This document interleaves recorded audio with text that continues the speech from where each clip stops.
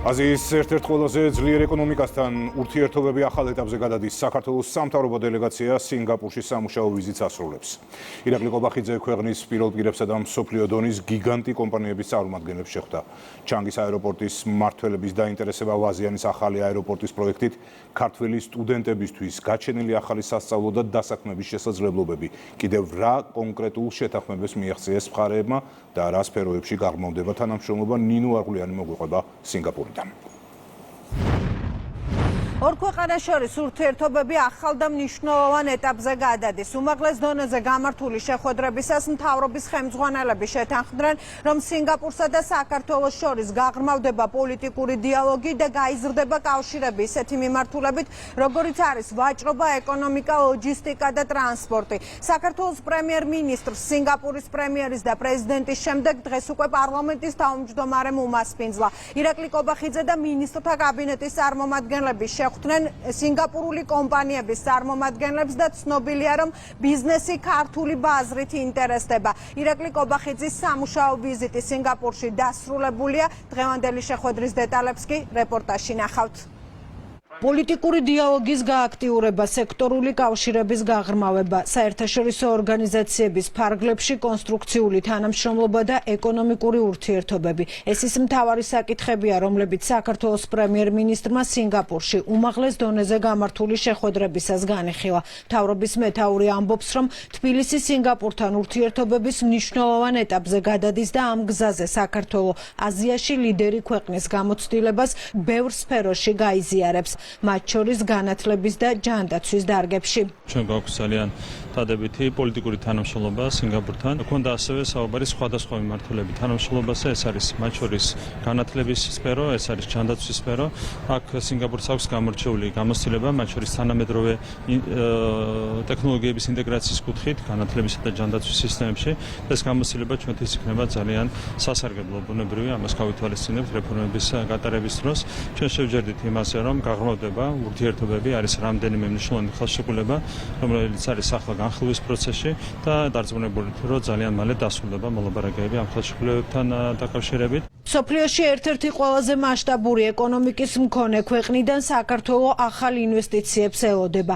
ვიზიტის ფარგლებში პრემიერ-მინისტრი და კაბინეტის წევრები 30-ზე მეტი კომპანიის წარმომადგენლებს შეხვდნენ და საქართველოში ბიზნესზე მორგებული გარემო გააცნეს. შეხვედრა შედგა მომსახურებისა და ინფრასტრუქტურის ხარისხით გამორჩეული ჩანგის აეროპორტის მმართველებთან.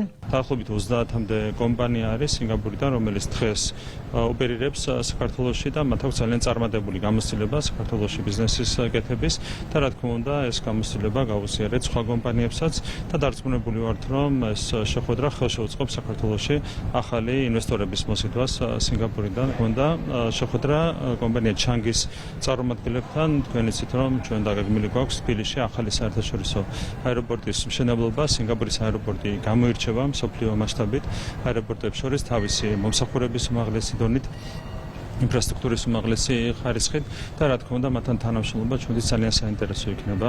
სამუშაო ვიზიტის ფარგლებში მაღალი დონის შეხვედრები ჰქონდა პრემიერ-მინისტრს და პარალელურად მინისტრთა კაბინეტის წევრებს. სინგაპურელ კოლეგას შეხვდა ვიცე-პრემიერი მაკა ბოჭორიშვილი, რომელმაც პოლიტიკური და ეკონომიკური ურთიერთობების გარდა მასპინძელთან რეგიონში საქართველოს მნიშვნელოვან როლზე ილაპარაკა. საგარეო საქმეთა მინისტრი ამბობს, რომ მთავრობის მეთაურის ვიზიტი იყო კარგი შესაძლებლობა ორ ქვეყანასა და ორ რეგიონს შორის კავშირების გასაძლიერებლად. ვისაუბრეთ გამოცდილების გაზიარების მნიშვნელობაზე. ორივე ქვეყანას აქვს ერთი ტიპის გამოწვევები და ერთი ტიპის შესაძლებლობები. ჩვენ ასევე ვისაუბრეთ რეგიონული კავშირების გაძლიერებაზე. საქართველოსთვის სინგაპური მნიშვნელოვანი ქვეყანა აზიის ქვეყნებთან კავშირების გაძლიერების თვალსაზრისით. ამ კონტექსტში ასევე მნიშვნელოვანია საქართველოსთან კავშირები სინგაპურისთვის სწორედ ჩვენს რეგიონთან ურთიერთობების გასაძლიერებლად. მარიამ ქრივი ხრივიშვილმა ვაჭრობისა და ინდუსტრიის სახელმწიფო მინისტრთან ლოგისტიკის, ტრანსპორტისა და ტურიზმის სფეროში თანამშრომლობის გეგმები დასახა.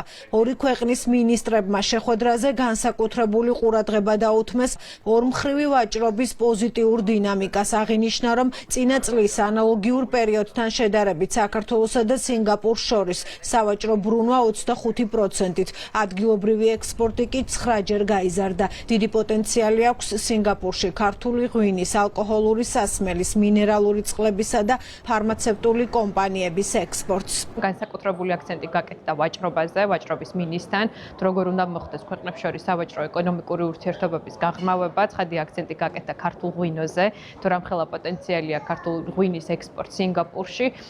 ამდენად ჩვენ ვიზიტის ფარგლებში ასევე შევხვდით კერძო სექტორის წარმომადგენლებს, რომლებსაც წარმოუდგინეთ საქართველოს საინვესტიციო პოტენციალი, რამდენად ხელსაყრელი საინვესტიციო გარემოა ჩვენ ქვეყანაში და ვფიქრობთ, რომ ვიზიტის ფარგლებში გვექნება ძალიან კონკრეტული ხელშესახები შედეგები. სინგაპურში პირველი სამუშაო ვიზიტის ფარგლებში მთავრობის მეთაურმა და წევრებმა შეხვედრები გამართეს ქვეყნის პრემიერთან, პრეზიდენტთან და პარლამენტის თავმჯდომარესთან.